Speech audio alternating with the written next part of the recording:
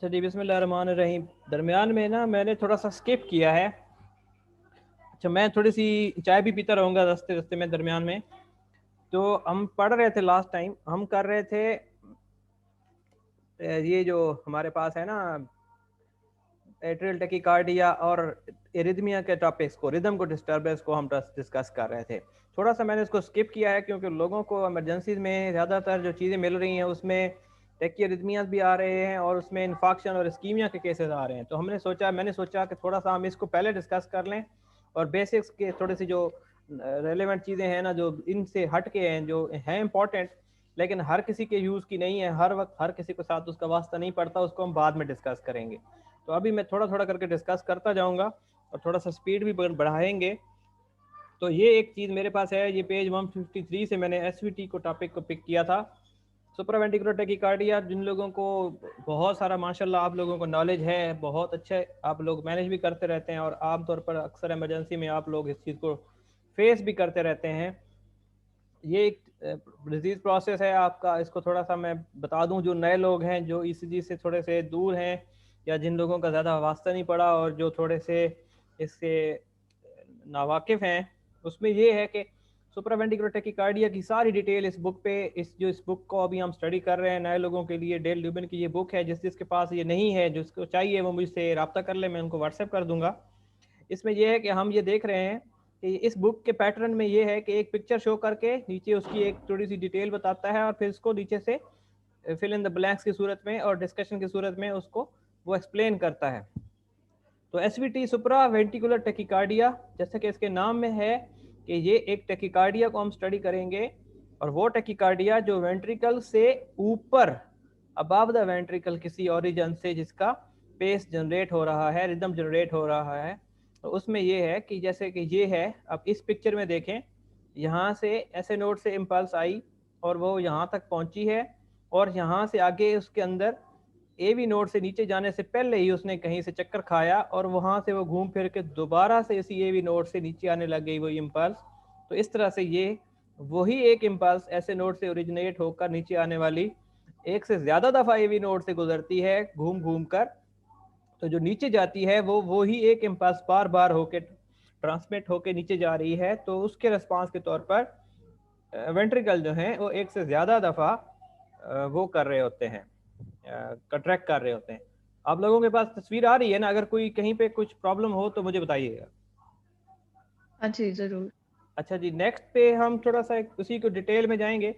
जो दूसरी इंपॉर्टेंट चीज़ है और जो बड़ी मुसीबत है वो है वीटी।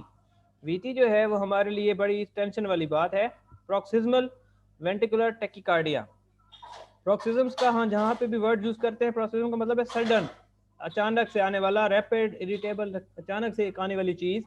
वेंटिकुलर टेकिकार्डिया का मतलब ये है कि अब ये सुप्रा वेंटिकुलर नहीं है, ये इम्पल्स ऐसे नोड से नहीं आ रही, ये इम्पल्स वेंट्रिकुलर टिश्यू से ओरिजिन ले रही है और उसके रिस्पांस के तौर पर वेंट्रिकल्स का जो टिश्यू है कंट्रैक्शन कर रहा है, क्यूआरएस कम्प्लेक्सेस आ रहे हैं और यहाँ पे कोई पी वेव नहीं होगी क्योंकि वी वेव का वास्ता ही नहीं है। यहाँ पे काम खत्म हो गया। वेंट्रिकल खुद से एक अपनी इम्पल्सेस दे रहे हैं, कंट्रैक्शन दे रहे हैं, डीपोलराइज हो रहे हैं और वो इतने रैपिडली हो रहे हैं कि उनकी कोई प्रॉपर क्यूआरएस कम्प्लेक्स की शेप नहीं बनती देखने में ईसीजी पे, और मैकेनिकल इवेंट्स में कोई प्रॉपर ब्लड वेंट्रिकल से बाहर रिजेक्ट नहीं करता।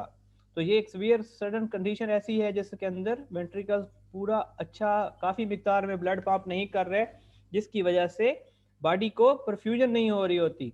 तो हमें वीटी को फ़ौरन से चेक करना होता है, इस पेशेंट को फ़ौरन से हमने इसको वापस से अपने साइनस रिदम में लेके आना होता है। इसके बाद एक पिक्चर है, इसमें भी यही यही सारा कुछ दिखाया हुआ है, इसको बुक से थोड़ा सा पढ़ेंगे।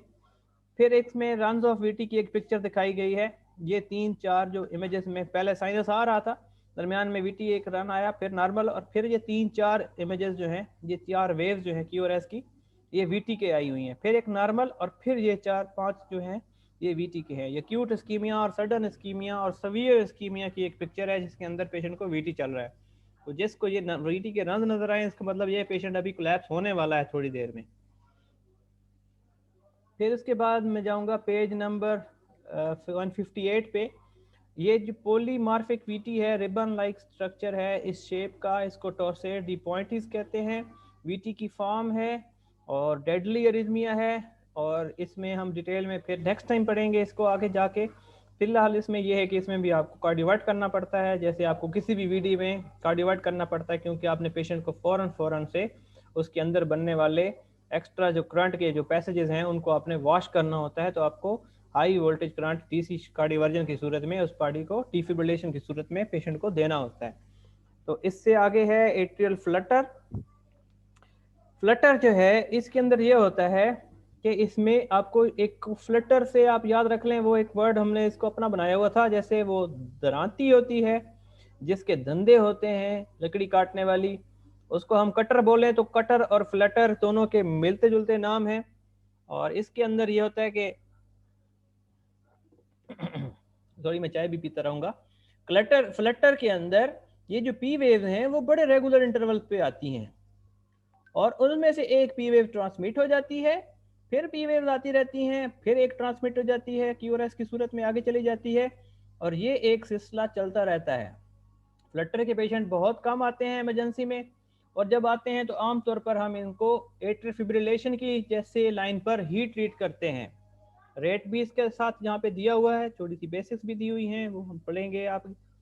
फिर है आइडेंटिफिकेशन ऑफ फ्लटर को उसने एक पिक्चर बनाई है कि आप इसको इन्वर्ट करके देख लें तो आपको वो कटिंग जिसका सा होता है उसका टूथ होते हैं उस तरह के नजर आएंगे। फिर थोड़ी सी डिटेल और है, मैं उसकी डिटेल में नहीं जा रहा, ये वेगल मैन्यूवर से वो कह रहा था वो रोक जाएंगे वगैरह वगैरह। फिर है वेंट्रिकुलर फ्लटर। अगर वेंट्रिकल से जैसे एट्रियल था वैसे वेंट्रिकल फ्लटर है, इसकी भी डिटेल में नहीं जा रहा, फिर करेंगे। ये इंपॉर्टेंट चीज है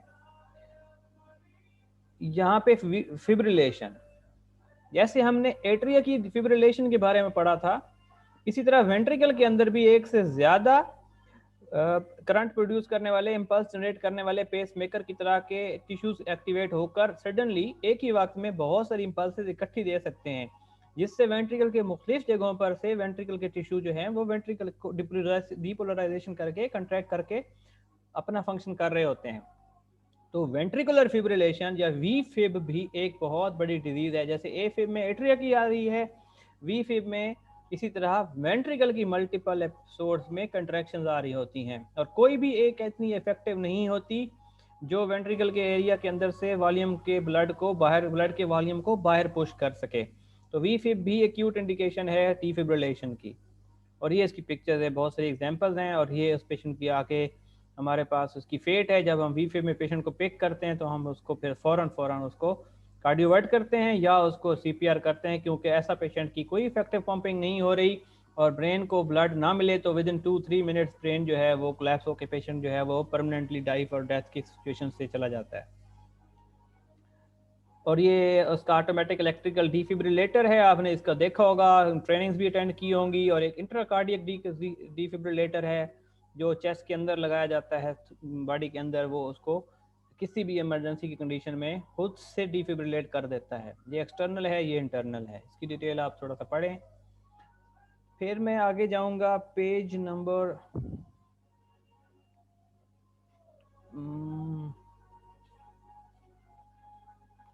फर्स्ट। आजकल मैंने 3rd डिग्री ब्लॉक पढ़े देखे हैं, कल भी एक पिक्चर देखी थी, डॉक्टर मारिया के पास इमेज है, वो आपसे शेयर करेंगी। और 1st डिग्री भी आता रहता है, 2nd डिग्री भी परसों तरसों एक आया हुआ था। और आगे मैं जाऊंगा, अच्छा एक्सेस के बारे में मैं बताना चाह रहा था, पहले मेरा इरादा था लेकिन बाद में मैंने फिर कैंसिल किया, मैंने कहा इसको हम बाद में करेंगे, ये कोई ऐसी इतनी ज़्यादा ज़रूरी चीज़ नहीं है कि आप इमरजेंसी में हर वक्त एक्सेस निकालते रहें, हम आगे चलेंगे। तो मेरा